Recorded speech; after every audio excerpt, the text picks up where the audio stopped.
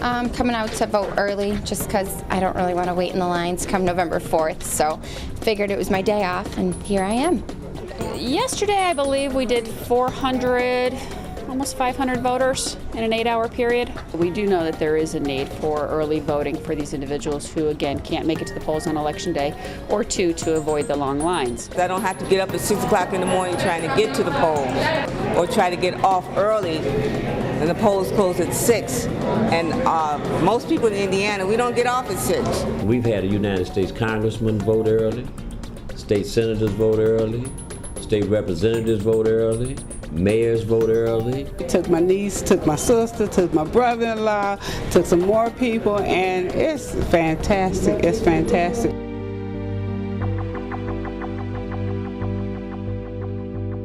They had early voting in the primary in these 3 cities, Gary, Hammond, and East Chicago. And it was a unanimous vote by the board. Fast forward to the general election, and all of a sudden all the Republicans have a problem with early voting in these cities. Chicago, Illinois, Cook County, right now they have 95 early voting stations open, and people are voting in Chicago. But in Gary, Indiana, they're saying to us, we don't want you to vote early. We want you to go to the polls Election Day. According to what they have said and what we have heard is that they were afraid of vote fraud.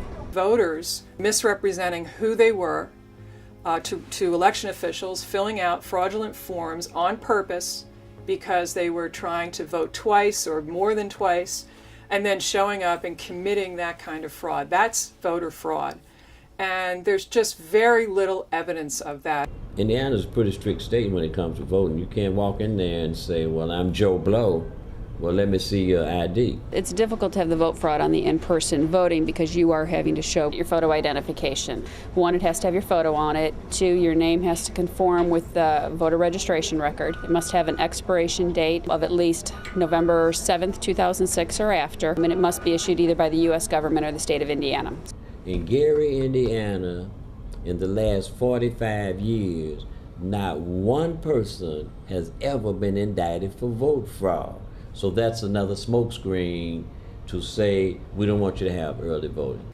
And the reality is the problem of voter fraud is raised actually a lot whenever advocates argue for voting reforms that would open up the process.